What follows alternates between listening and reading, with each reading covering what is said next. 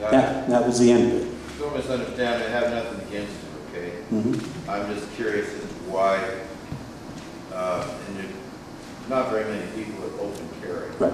I'm just curious as to why, Okay, so why you chose to do it. You felt right. that So let's go into the bad guy around every corner, right. or that's gonna, or if you Right. feel threatened when you go out, or So let's talk about basic reason you carry. right. Let's talk about the basic reason I carry. I think it's a fundamental God-given responsibility of mine to protect my life and to protect my family's life.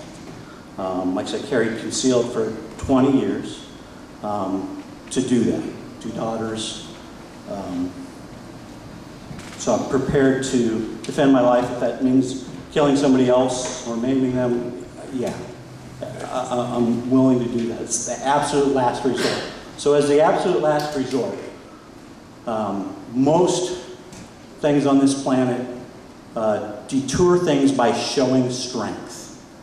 Ronald Reagan was very big on that. Trust but verify. Carry a big stick. All of it. I believe in the deterrence value of open carry. If I'm walking down the street, or if Linda's unarmed walking down the street, or even concealed carrying down the street, she's got a purse around her, there's a bad guy watching us. He sees me, he's less likely to pick on somebody who's willing to defend their life in an open and honest manner than somebody that they can see is ready to be a victim. That's the strongest thing I can say is the deterrence value. Like I said, a lot of concealed carriers have bought into the serial misinformation I talked about, that you maintain an element of surprise. You're darn right you maintain an element of surprise, but the first person who's going to be surprised is you, because you're going to be jumped by a bad guy. You're the one going to be surprised first. Maybe, is it possible maybe you'll be able to return that? Yes. Do I think that one is better than the other? No, I don't. I'm one of the few guys, like I said, I think you got to do what you're comfortable with, but I think you need to weigh those options. And I stand by the deterrent value, and I've been politically active since I was 12 years old or so. So when it came to the political aspect of it, I knew it was my thing. Go back to, I was a photographer and sports writer for the Evergreen Plainsman newspaper in high school. So, I just like taking pictures and going to sporting events. It's not rocket science. But I was asked to write an editorial. And we were just going through old junk the other day, and I wrote an editorial on illegal search and seizure of high school students when I was 15. So, like I said, it's been something, obviously, I'm passionate about since that long. My friends go, well, you just didn't come into this. No, I've been this way, my parents raised me this way, or God gave me this ability for a long time. When I went to college, I went to the University of Washington. I studied constitutional law, U.S. Revolutionary history. That's kind of just my passion. I don't know if I'm good at reading, but like I said, I post this on the internet every now and then when I'm asked. I'll try and read it real quick. It's called My View on Open Carry. I would appreciate if you weren't opposed to open carry, but rather indifferent to the practice. Because a practice is not customary does not make it wrong. I believe, in the sense, open carry has become less customary. It has been gun owners who have capitulated to the anti-gun movement. We have been asked to hide our firearms. We have been asked to behave as criminals have behaved in the concealed carry of our firearms. There's the quote, "It does scare some people."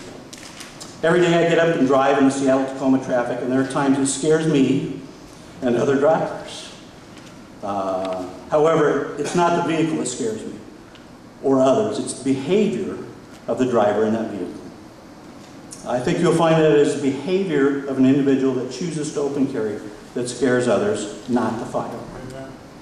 I have met some who concealed carry whose behavior scares me. I'm sure you have met people whose behavior scares you on a regular basis. In the state of Washington, approximately 1 in 15 are carrying a concealed firearm. About 350,000 concealed carry permits. Do the math, take away those under 21, blah, and that's what you get. Wouldn't you rather see the firearm on a person whose behavior is poor and inappropriate and guess which of those 1 in 15 is armed? Like I said, I tell people a couple years ago, I love this expression, I came out of the closet as a firearms owner, no longer hid it. When my daughters were at York, and I was a PTA president, The mentality was, don't tell anybody, they won't play with my daughters, etc. The opposite to be true, that it opens up a great dialogue. Last Saturday, I donated 2 annual memberships to my daughter's band fundraising event, big auction. John Keister was there, if anybody knows John Keister. So continue on. For the last couple of years, I've carried openly. I would say that 95% of the people in public do not see my firearm. Why? Because I'm polite, I'm courteous, and professional. Furthermore, my behavior invokes trust, not fear in others.